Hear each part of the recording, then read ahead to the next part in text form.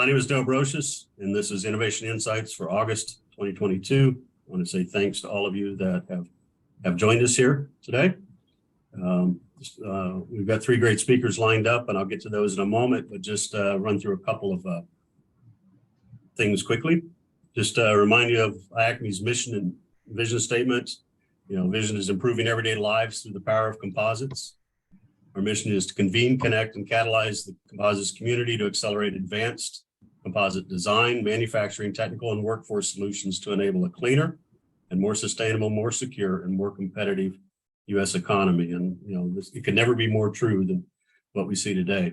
So tagline of convene, connect, and catalyze. So under that tagline, we have a number of broad value offering to members. So if you're not a member, there's lots of reason to join us. One of which is our members meetings. We just, at the end of June, we had one in Salt Lake City. There's a snapshot of attendees that all gathered in the lobby of the hotel there in Salt Lake. But beyond that, a good time was had by all. Beautiful venue, lots of great content, great networking, reception at the Utah Museum of Natural History. And again, good speakers and a lot of interaction, and I believe catalysis of good relationships. A little bit about Innovation Insights. All of the previous versions are on our IACMI website. So you can go to iacmi.org, you go over events, and you'll see Innovation Insights there, and you can actually see the recordings of all the previous versions going back to May of 2021 when we started this series. We continue to do these going forward through the end of the year. These are the scheduled dates, so we'll have another one September 19th, so a little over a month from now. It's about five weeks or so. Then again in October, November, and December, we try to make sure we schedule these when they don't conflict with things like CAMX or other conferences. They all occur noon to 1 o'clock Eastern time. So for those of you on the East Coast, it works great for the lunch hour. So would appreciate if you guys come join us for those. So we want to get to our presenters. That's what you're here for. So we've got three great speakers lined up today. Ricky Cribbs from HLA Engineers. So one thing about this lineup is great because we have a design company, then we have materials company with Glade Gunther from Solvay, and then we have a solutions fabricating company, machine and equipment company, JR Automation. Christian Wells representing those. So with that being said, I'm going to turn it over to Ricky to take over and share his presentation. Thanks, Ricky. Good morning. It's a pleasure to be with you. Let me see if I can get this screen sharing figured out, and we'll be off and running. I assume everything looks right. Looks great. Great. Again, my name is Ricky Cribbs. I'm Executive Vice President with HLA Engineers. We are a structural mechanical design firm located in Dallas, Texas. We joined IACMI in May of this year. We're very happy to be members of IACMI, and we joined Composite Applications Group in February of this year, and we're happy to be a member of them as well. And what you see here on the screen is surrounding our logo is an example of many of the companies we've worked with in the last 48 years. And we're always interested in adding to this list, and we're hoping that in the future we can add some members of IACMI to this. Oops, there we go. We have three principals. One is a PhD, two of us are professional engineers. Staff of 12 engineers, most of us are PEs. We've got a couple of PhDs. Most have master's degrees. We've got a large amount of experience, and our disciplines are mechanical, civil, being structural part of civil, and somewhat industrial. Our principals are here: Steve Stahl, our president, myself, and Dipen Shah. As you can see, we've all been at the company for just about 30 years or longer. So there's some longevity here. Our focus has always been engineering mechanics and computer analysis and simulation. Currently, and this is a brief example of some of our background experience.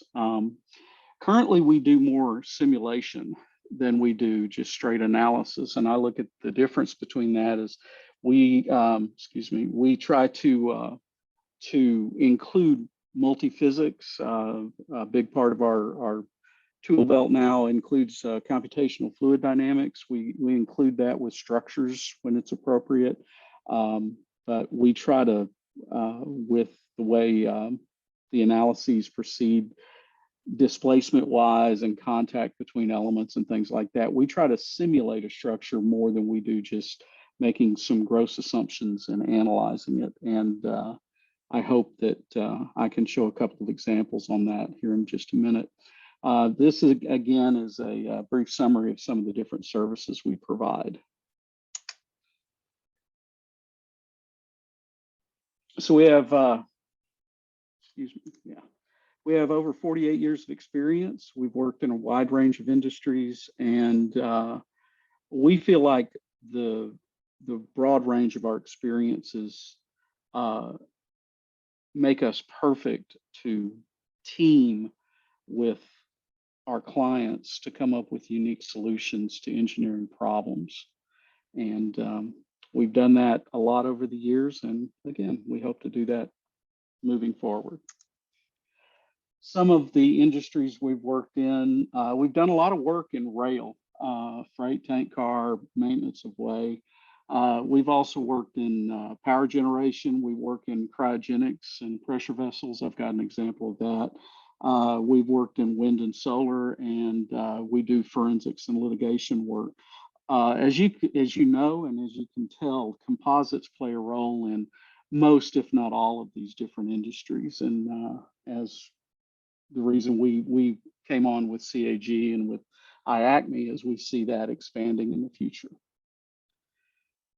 So we've done a lot of composites projects. We've done components. This is an example of one of them. This is a, on the photograph is a barge cover. This would be a river barge. And traditionally those covers are steel. They get bent up, they get messed up. And there was a desire to replace those with a composite solution. So we got the requirements, we did the analysis. You can see some of our modeling techniques here, and we came up with a component that took care of the need and is still in use.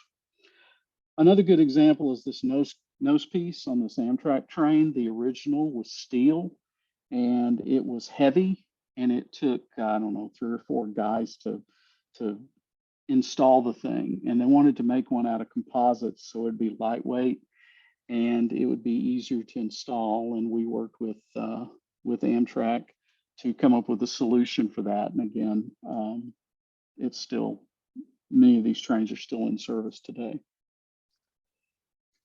So I've showed you just a couple of very brief examples of components, you know, something you would just add on to a structure, and it really, you didn't have to worry too much about how you modeled it and what the condition of the constraints are. This is an example of an integrated composite design. This is a refrigerated boxcar from one of our clients, Trinity Industries. And there was a desire to replace the existing flooring with a composite floor. You can see here our model of the car, and just a brief little snapshot of what the flooring looked like. So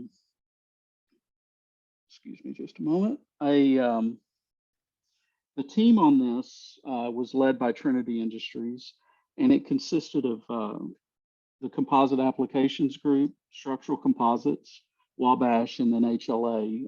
We served to do the structural analysis and design. The big concern is the floor, the composite floor, sat inside a steel structure. Everything you see on the left is steel. And you can see a big hole where you see some steel and no floor. There's another view of it from the bottom. So the composite floor was going to go into this car and sit on top of all of that steel. So the question comes in, do we design the floor separate from the car and make an estimate of what the boundary conditions are? Or do we try to take the floor and add it to the car, and that way we don't have to make as many assumptions about boundary conditions? Now, on the right, you see an RFEA model of the floor. The arrows you see there are the design load case for the floor, which was a 25,000-pound fork truck running up and down in the car.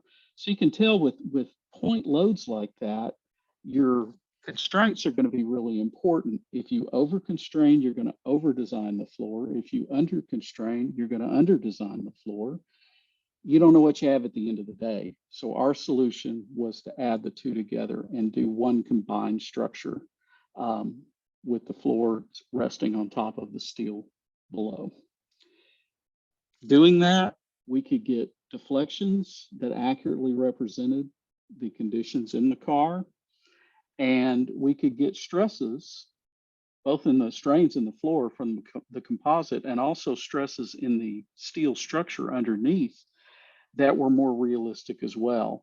And the end result, we came up with a structure that was suitable for the loading conditions, but not grossly over-designed.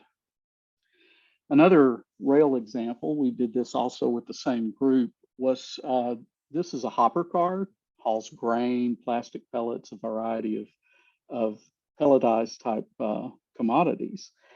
And it's all steel, and you can see in here a image of the partition sheet, which is just a big steel sheet that's welded in. Well, sometimes these get damaged for various reasons.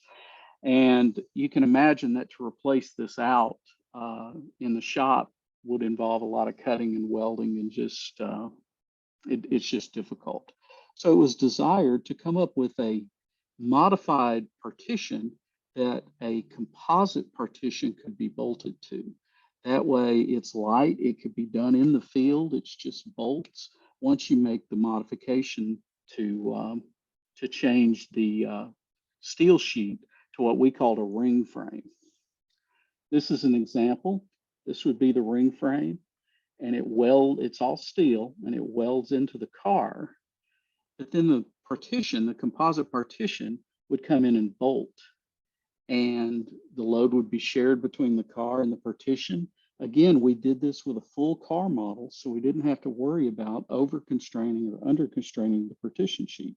We let the car stiffness do what it wanted to do and the partition stiffness do what it wanted to do. And we ended up with a very nice combined design. We modeled the full layup of the laminate for the partition sheet in our analysis software, so we had a good representation of the full laminate. There was glass, e-glass, and carbon fiber used. And you can see these are deflection plots. We got nice deflections from the steel over here and from the composites. Again, we came up with a unified design between the two instead of designing one component over the other. As I mentioned earlier, computational fluid dynamics is part of our toolbox. This is an example of another hopper car, a rail car, that we performed a computational fluid dynamics of the car rolling down the track at 70 miles an hour and studying what the aerodynamics of the car would be. That's a plot of the velocity vectors surrounding the car. We also got all the different fluid velocities and pressures under the car. And we also looked at the car with two cars with the same flow going over them. And then we looked at also a 5-car simulation. So you can see we can determine what the drag coefficients of the cars are and how they're going to perform both by themselves and in a train. Another CFD project that we looked at, this is a dump body for it's a dump truck for a mining operation. And you look at this and you go, I don't know, where's the CFD in that? Well, this was used in Canadian oil sands. And there was problems in the winter with the load, which was heavy with oil and some water, and it would freeze up in the dump body.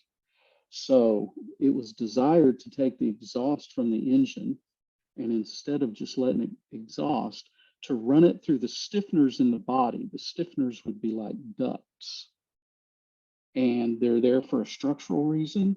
But we run the exhaust through the stiffeners and let it heat up the car body or the dump body. And that way, when they go to dump, they don't have the freezing problem. So we did a structural model with all the stiffeners. You can see it here on the left.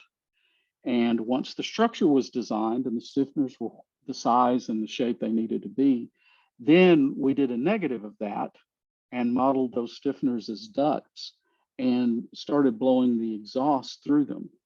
And in the top, you can see streamlines from the original design before any modifications. And you can see you don't have much flow in a lot of the body. After modifications, diverters, turning vanes, things like that were put in, you can see you've got more flow in the body. Below, the temperature of the body, before any changes, you can see you don't have uniform temperature. Afterwards, the temperature is pretty much uniform at the surface with the lading in the body. So this was a very successful use of CFD and structures. And a final example, this was for NASA, and these pressure vessels, you can see the white ones here on the right, were designed by HLA to go on top of this tower. And they were using the gravity head that they would produce to prevent, this is for test firing rocket motors, to not require, they'd use the pressure head instead of a cryogenic pump at the bottom because they're very expensive and it's difficult. So we designed the vessels. These are about 150 feet long, so you can get an idea of the scale of the tower. And this is them being installed at the top of the tower. At one point in a meeting with NASA, we, HLA looked at everybody else in the room and said, have these vessels been designed and the tower for vortex shedding? And after a little bit of discussion, it was determined that they hadn't. So HLA took that in hand. Vortex shedding is when the wind blows across a round vessel or spherical, a cylindrical vessel and causes it to vibrate. We determined there would be vibration. We ended up reinforcing it with this lattice work you see on the outside of the one in the middle. You can see a detail of it here. This not only broke up the wind, but also stiffened it and raised the natural frequency so that it would not respond to vortex shedding at the ambient winds. This is a little example of a CFD analysis we did just to study the impact of the vortex shedding. All right, I've gone through that pretty quick. If anyone has any questions, please let me know. Thank you for your time, and thank you, IACMI, for inviting us to present.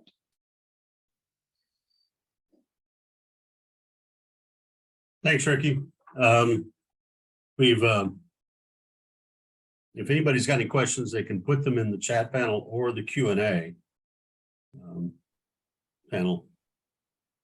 I've got a question, Ricky. Are there any ground effects types of things, like I'm trying to think of like race cars and so forth, that you get with or some sort of vibrations that occur from on the train cars?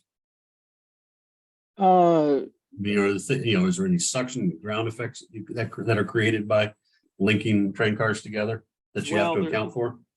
There can be. It's usually in the safety equipment, the lighter but less stiff components. That's something that probably could stand some more study. We've not taken it to that point, but I think there would be some of those ground effects. Yes. Okay. We have a question in the Q&A. A couple of them. So, what codes do you typically use in your composites analysis? Well, I don't know that we use a code. We typically work with the people coming up with the different materials for the laminate, and we design based on what their testing is. I'm not sure if that's answering the I think question. when you're doing your structural analysis, use ANSYS or. Well, we use ANSYS for all of our structural analysis. Okay. So I don't know if that answers the question or not. Okay. Yeah, I think it certainly from a finite element standpoint, it's probably what I think somebody was looking for. Yeah. Okay. Some of these are pretty unique applications. Somebody's asked how the material properties of composite matrix for structural analysis are those derived? Right. And as I alluded to just a minute ago, we work closely with the people providing the materials and the laminate technology. And we use a combination of theory and a lot of testing to make sure we're using the right material properties for the composite. Okay. And then one more question before we close out this segment. Are most or some of your composites pultruded structures? We do some work with pultrusions, but most of what we do is your more typical sheet type laminates. But using pultrusions is not a problem. We've analyzed with those as well. All right. And I presume you do work closely with the people making the parts. That's one thing I meant to say earlier. That's from its inception, that's been the idea. Yeah, we're engineer consultants, but we feel like everything goes best and we work best when it's a team and we work with everyone in the team to come up with the right solution. So yes, we do. Okay. That sounds great. Okay. Well, thanks, Ricky. If folks still have questions, you might want to go and type out some answers in the I'll do that in the Q&A during the rest of the hour. Thank you very much for your time. If anyone has anything they need, please reach out. Thank you. Okay. So we're going to switch over to our second presenter. Ricky, you can stop sharing, but it's Glade Gunther, who's business development manager for Solvay. And he lives out in Salt Lake City, where we had our recent members meeting. Unfortunately, he was overseas at the time and wasn't able to attend. Missed a good show, Glade. Yeah, sorry about that. I apologize. I wanted to be there. I really did. Yeah. All right, floor is yours. All righty, just let me get this shared here. Just 1 second. The right screen shared anyway. Can you see my presentation, Bill? We're good. Okay, great. All right, thanks. Excellent. Well, thank you again. My name is Glade Gunther. I'm a market manager for Solvay. I've been with Solvay for about 13 years and in the composites industry for going on 27 now. So spent most of my life in working on composites. Today I'll be giving really a product discussion or a presentation on a product that we just recently launched, which is called SolvaLite 714. And then I'll give a little teaser about some surfacing films that we're in the process of kind of finalizing the development on as well.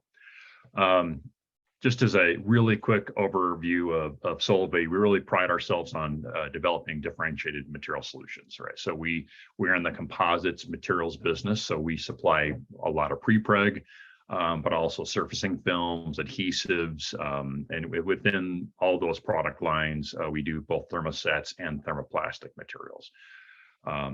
Kind of a lot of our legacy products come from what was formerly Cytec or Advanced Composites Group, ACG. They've just been agglomerated into what is now Solvay Composite, the composite team at Solvay.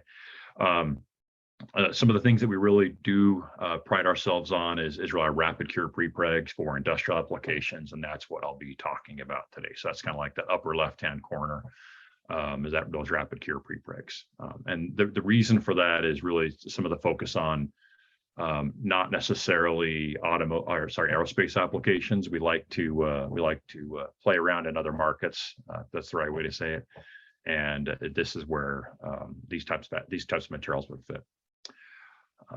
And I don't really plan on talking about any others, but if you have questions about any of these others, I'd be happy to discuss them. You feel free to contact me. In another forum, sorry. All right, let me introduce SolvaLite 714. Really, if we look at 714, it was kind of intended to be the Goldilocks product, right? So it's not too hot, not too cold. It's just the right temperature. It fits in kind of a lot of the in-between spaces. It's meant to be quite a robust material, so it can be processed with lots of different, or it can be manufactured in lots of different processes. I'll go over some of those a little bit later. It's meant to be able to cure thick sections as well as thin sections. It's meant to go fast. So, something like a 5 to 10 minute cure cycle, but still have a 30-day out life, or more than 30-day out life, actually, which is, kind of a unique blend of characteristics.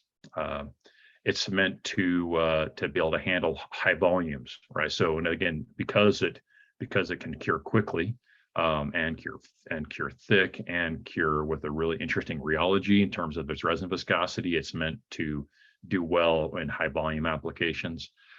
It's meant to have a high enough TG so that you can put it through like E-coat, so if you're doing automotive applications, but also have a good hot wet TG as well, so it can handle some interesting or some difficult performance environments. And it's also meant to be able to have some attributes that allow it to be visual. So it's not just structural, but have some visual characteristics as well. So it looks good when you look at it. For maybe some of the vanity parts that go on automotive vehicles or in other applications, industrial electronics, other things of that nature. Let me. And we don't have it quite ready yet, but we will have material cards for at least some selected product forms on this product as well. One of the things that makes it unique is our ability to have a toughened system, but have a kind of a nice tailored viscosity profile. So what does that mean? Well, the viscosity profile is really what enables the flexibility in the curing process or the manufacturing on the part manufacturer side of things. If it has too low of a viscosity, for example, if you were to put it in a press, a matched metal die, you go to cure the part, you close the press, and much of the resin might, if not controlled anyway, might try to escape. So you might end up with a fiber volume fraction that's no longer ideal. Conversely, if you try to put it in a press and has too high of a viscosity, you don't get good wet out of the fibers. You don't get enough flow to get good hydrostatic pressure on the part while it's being cured. Conversely, also, like for example, just in kind of conventional manufacturing, if you're using an autoclave, it gives you kind of that nice sweet spot in terms of the viscosity, so you get good resin flow as you're going through the cure process as well. But it's also tough. So it's not just that it's not like a really basic epoxy system. It's actually toughened. It's got good TG, as I mentioned earlier, and we're able to just really get this thing tailored so we get really good low voidage, well consolidated thick parts, or thin parts as well. Let me talk a little bit about the process flexibility I've already mentioned, but it really, one of the nice things about this is that if I look at, for example, a qualification process, sometimes a qualification process requires a part manufacturer to start out with a low volume or a prototype manufacturing process. Again, part curing process maybe is the more accurate way to state it. But the nice thing about this particular product is it will allow you to use, for example, hand layup an autoclave, use the same material that you might use in a high volume process, for example, double diaphragm forming, or even or press curing.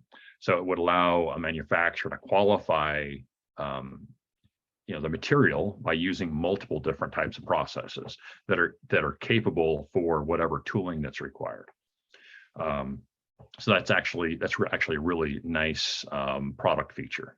It does allow for it has high enough tack for hand layup, but low enough tack for reworking and for automated pick and place kind of systems. And again, we do have lots of different product forms available that make it so that you can select the products that you need for the applications that require it.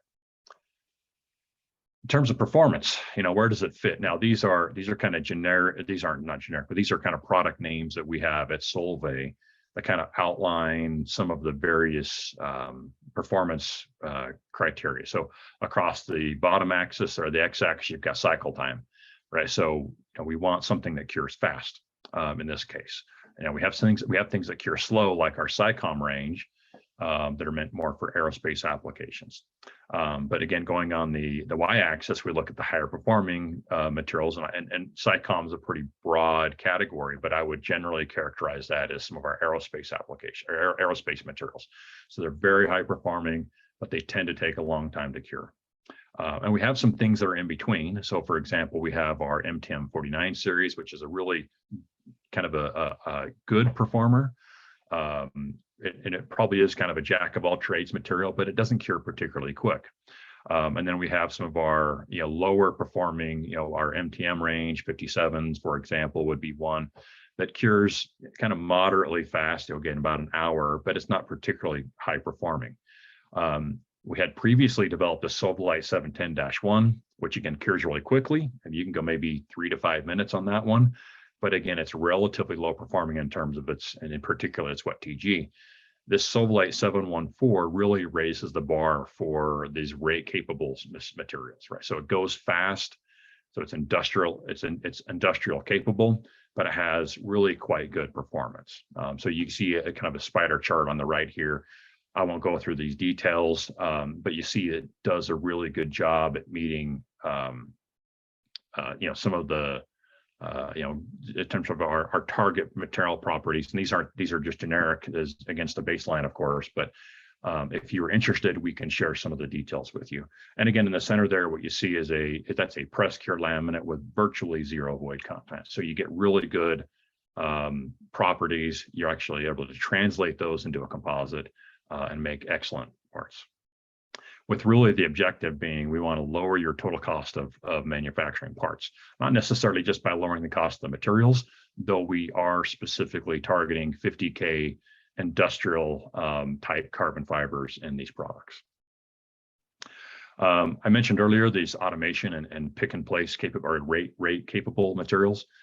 It is meant to be fast, as I noted, 5 to 10 minute press cycles. Now we have some materials that go faster than that, but we really are trying to balance out life, tack, and press cure time. You can reduce that press cure time by increasing temperature a little bit more. So we can maybe cut that down to 5 minutes or less than 5 minutes if we bumped it up just a little bit higher, but we recommend 150 degrees C right now. Again, we're really looking at total throughput, low labor costs, automation capable. And what you see, some of these pictures here are some examples of some of the processes that we use internally in our application center, where we have pick and place systems, we have automated forming equipment and automated curing equipment. So we actually literally have a system set up at our application center where we can load the SolvaLite 714 into this automated process as a roll. It moves through the process and not a single person touches it, and we have parts coming out the backside.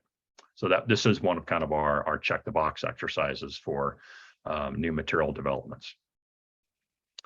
Trying to wrap up the discussion about SolvaLite 714, but these are the current product forms that we manufacture today or that we have commercialized today. So what you'll see here is unidirectional tapes, again, using a 50K fiber to keep the price down as low as possible at 200 GSM. We have 2x2 twill fabrics, just kind of as a bulk ply. It's a 12K 400 GSM material. And then we have these 2x2 twill fabrics that are in a visual quality, right? So these are meant to be highly appearance-driven products here. So they would be things that you would want to show off. For example, you see in the bottom right-hand corner here, this would be like a hood of a performance sports car of some sort. So these are the generic ones that are available today. We can, of course, for the right opportunities and for customer needs, we can customize the product forms to be whatever a customer might require from it.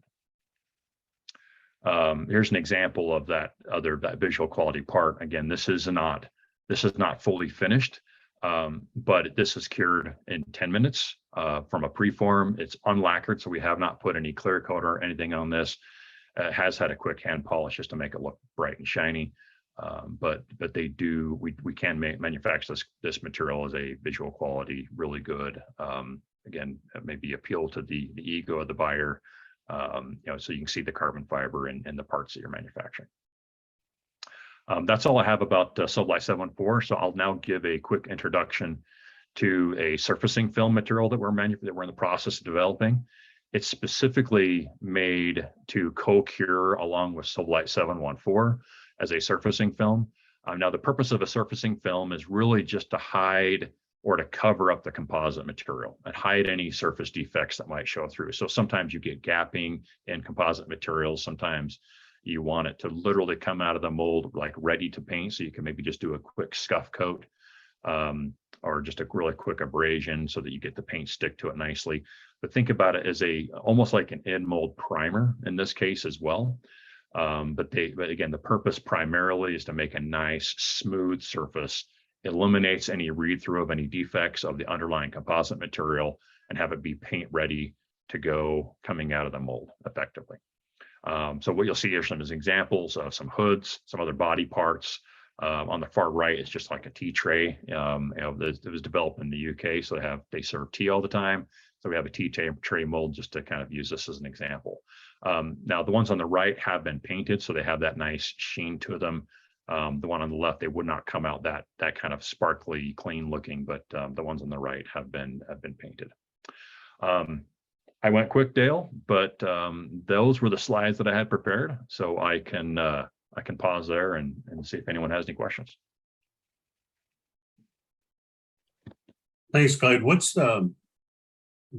process was used to make that hood that had the on the one before without this one here? Yeah. So the exact process used here, actually we use double diaphragm forming to make a preform. Okay, so in other words, Dale, you're familiar with the double diaphragm process. Yes, I am. I've seen it. You suspend the composite material between two elastomeric films effectively, right? And then we actually warm it up. We use a match metal die to form the shape, so we're not curing it in that state right then. But then, so we make this preform effectively. Then we take that preform and move it over to a single side tool, so we can make sure we get really good surface quality on that. And then we basically cure it in a autoclave at that point.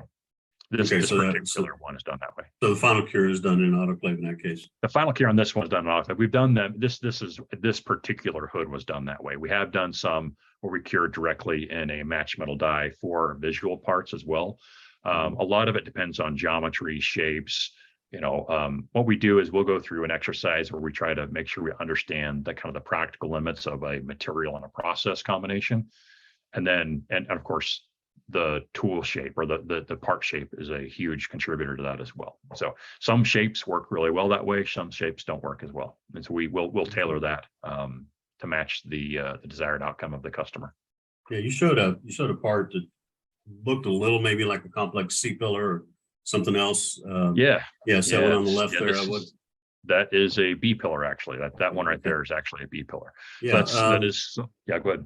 Yeah. So question being is how much darting and trimming and so forth had to be done for that, or is have you done some drapability studies that say that you can make that without having to do it with lots of pieces?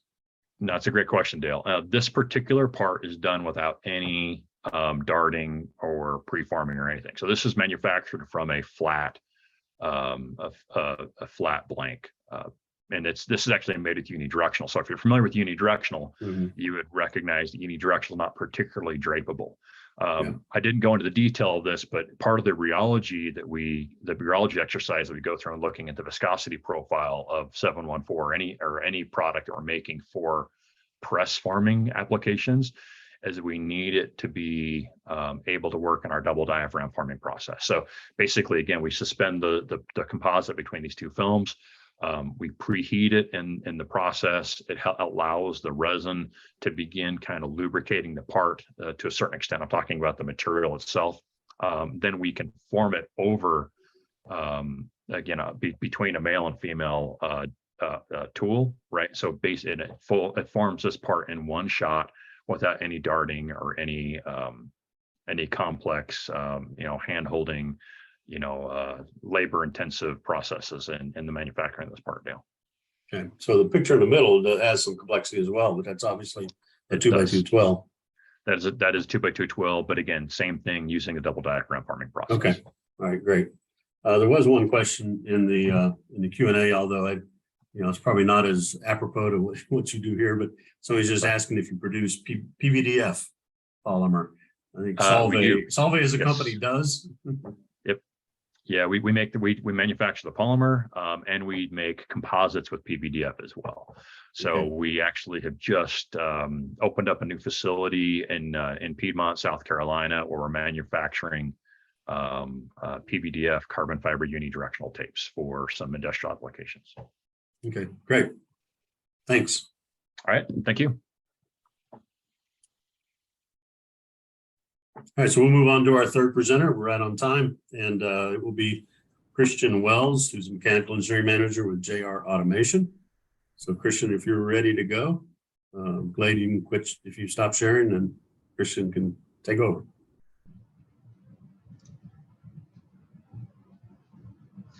Afternoon or morning, depending on where you are. Let's see. Looks like Maybe I'll Glade's just still to share. Maybe I'll just share and just and grab the screen anyway.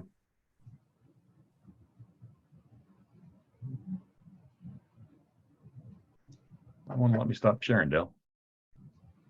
Let's see if Christian can somewhere at the top of your Yeah, I'm trying. It won't let me. It's got me this minimized window, and it won't let me maximize it. There we go. I don't think I'll get it here. if you go back to where it says share screen in the Teams one, it should have something to let you stop sharing. There we go. Thanks, Dale. Great, thanks.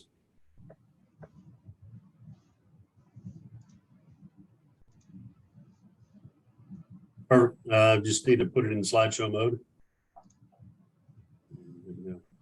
Perfect. We're good to go. All right. So as Dale introduced, I'm Christian Wells, Mechanical Engineering Manager with JR Automation, located out of our business unit in Nashville, Tennessee.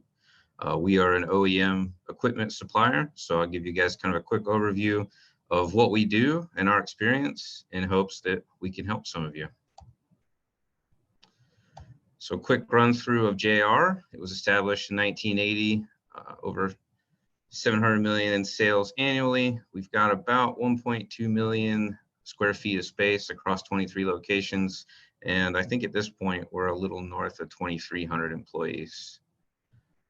We've got experience kind of all over the place. Honestly, building a presentation like this for a group is kind of fun. Trying to figure out what we can and can't share and what we could talk about that is interesting to those listening. But specifically to many of you folks from the IACMI group, we spent a lot of time specifically in my group with web handling, fiber, and film equipment. So quick picture of where we are. We have multiple locations in Michigan. It's actually where our corporate office is located. We have 2 locations in South Carolina. Obviously, the location I sit in Nashville, Tennessee, a location in Ogden, Utah, 2 locations in France, and then location in Singapore and China. A little more breakdown of our North American business units. Highlighted in red is the PU31 office. As you can see, we kind of have build space scattered all around the United States with varying support equipment for machine shops, things like that. As I mentioned previously, JR was founded in 1980 by Ken Assink. My location here in Nashville was actually previously Wright Industries, and we were acquired by JR. But JR as a whole started out in 1984. They had 14 employees. By 1987, they realized they couldn't keep working out of a pole barn and decided to build their first plant. And then by 2002, they were a $20 million company. And interestingly enough, actually competed in BattleBots. And then in the end of 2019, we were acquired by Hitachi. As far as our compliance certifications areas that we can participate in, we are a member of ASME and follow the good engineering practices. We also do GMP, GAMP, and CGMP. We do a lot of FDA validated equipment.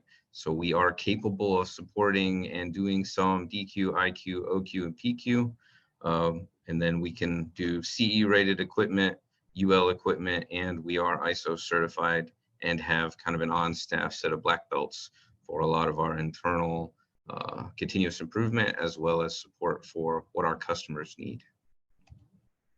As I mentioned, it's kind of hard to say what we do. So a lot of times it's easier to put up a pictures of a bunch of things in a bullet list and say, we play in all of these groups. So I bulleted and highlighted some of, or bolded some of the things that would be interesting to more of you. We do a lot of consumer products, obviously based on the location of a lot of our business units in Michigan. We are heavily involved in the automotive market. And then, as you may have guessed by our membership with IACMI, we are very involved in composites, synthetic fibers, lots of experience in PAN and carbon fiber, which trickles into a lot of work in aerospace and defense. Our location and our Utah location are both ITAR certified, so we can do international trades in arms regulated work, which also ties back into aerospace and defense. We do a lot of electronics, high-speed assembly. We've done some work in the mining equipment. We do a lot in food and beverage, a lot with building products like consumer goods for flooring. You see a picture there. A lot in vision industry with contacts, things in that market. We've done assembly for sensors, computers, office equipment. So like I said, it's kind of hard to say what we do. It's a little bit of everything, and we're kind of very open to tackle challenges with our customers. Kind of core what we do is really machine design. So we build one of a kind of equipment for whatever our customer needs. We are very intellectual property sensitive. We do code name all of our customers. As I said, building a PowerPoint like this to share to a wider group is kind of an interesting activity, making sure I share enough to give you guys a good overview of what we're capable of without getting into any trouble with our customers and intellectual property.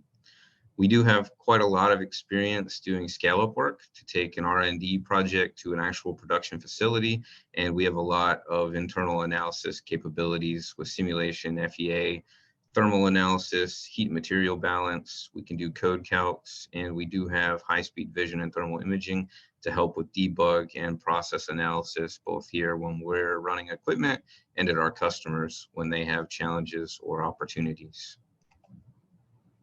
Kind of bulleting down our core expertise. We do a lot in the web handling and laminating fields. We can do spin pack and beam design. We've done drawing equipment, annealing equipment. We can do lay down, as you guys may have guessed. During COVID, we did a lot in the kind of melt blown market, both on the front end with creating the raw material, and on the tail end, you'll see some pictures at the tail end of some mask equipment. We have undescribable amount of experience in material handling and packaging. Pretty much everything we build and ship these days includes a PLC. We have a lot of experience with safety rated PLCs and kind of all of the behind the scenes work involved there. We can work with PC based control systems or go into DCS. We build our own HMIs and can work with SCADA systems, obviously barcode data acquisition, and all of the part tracking and traceability. So like I said, it's a long list. We're kind of interested in tackling anything and are very adaptable to whatever customers are looking for. As far as custom engineered systems, specifically in the process industry, we are willing to work hand in hand with our customers to help develop a process. As I mentioned earlier, we've done a lot of that with the R&D. They have a starting process. They know they want to scale it up, and we'll work side by side to figure out the best way to get there. We do a lot of standalone equipment or a full-blown integrated system. We do fluid pumping, metering, a lot of dispense work. We have lots of experience at this point in class 1 and 2, div 1, 2, and 3 environments, and kind of all the constraints and design requirements to play in that area. And then we've done a lot with controlled environment and atmosphere We do a lot of clean room work. Have done a lot with unique gas kind of behavior. We've played in cryogenics, things like that as well. So composites specifically, we at Wright Industries, before we were acquired with JR Automation, at this point have about 40 years experience in fibers and composites. We have worked on pan and carbon fiber lines, filament yarns, coating and laminating, non-wovens, composites and prepregs, glass fibers, a lot of web handling, a lot with films. We've gotten into biodegradables in and out throughout the years, as well as fiber optics. From a carbon fiber specific experience, obviously at this point you've caught on to the fact that we've done pan fiber. You can see kind of listed wet spin, air gap, melt spin, and pitch. Carbon fiber, we've participated in creeling, carbonization, coating and sizing, and winding. And then we've seen a lot in the prepregs, tape machines, cross-ply machines, and laminating machines, and then machining at the tail end for formed composites. Quick touch base on kind of where we stand with softwares. We do a lot, obviously, at the machine level. So we can do top to bottom software integration. We are fairly agnostic in our PLC experience. So we spend a lot of time with Siemens, Allen Bradley, and Beckhoff, but we are willing to branch out into pretty much anything our customers ask for these days. We can connect to pretty much anything else using gateways. And our ideal state is we kind of grab the whole system in a bear hug, and we do all the connections between customers' unique software and legacy systems. We actually have a group specifically that tackles a lot of that kind of in parallel to the equipment design. We are focused on the Industry 4.0 and kind of the path forward there for kind of that factory future plant level integrations. Again, we have a group that has done everything from an app to help manage equipment to, again, whatever customers are looking for. A big part of our business and where we play is every customer is different. Everybody has different goals in mind. And we have built kind of our whole company to be very adaptable to tackle whatever someone asks for. As I've already mentioned, we have a lot of internal simulation capabilities, so we can do a simple animation for a proposal to help customers present to their upper management, to discrete simulations, to do throughput analysis and downtime measurements. We can do full robot analysis for reach and cycle times, and we can build a digital twin of a machine, so you can do offline programming and have robot programs and paths at 80% before the machine is even fully assembled on the floor. Again, our internal kind of simulation software, we have visual components. We do a lot with the ABB Robot Studio and Fanuc RoboGuide. We have FlexSim, Delmia, and Process Simulate, kind of all in hand with teams available to work on them. And then I have a couple examples of equipment we built in the past. Again, the pictures in here are pretty zoomed in based on what the equipment is and who we built it for, what we got permission to share.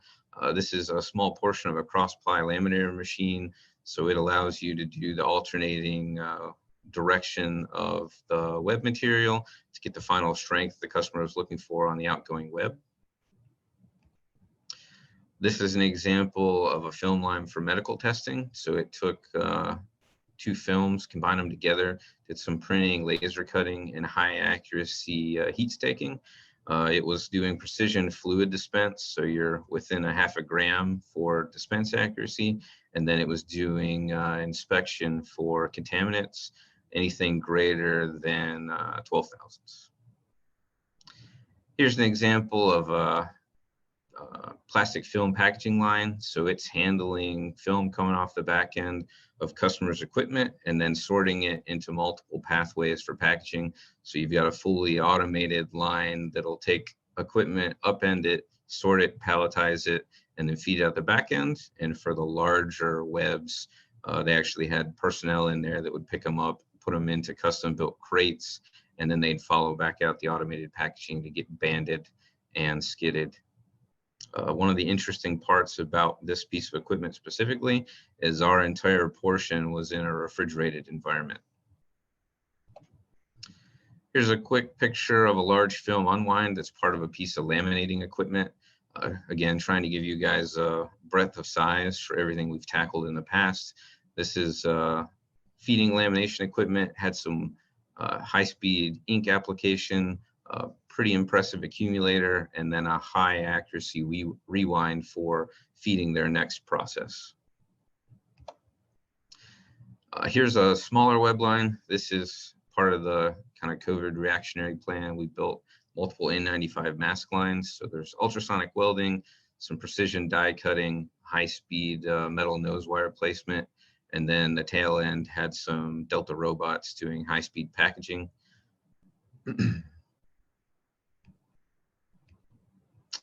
And then I grabbed a few examples of some of the automated press tending we've done in the past.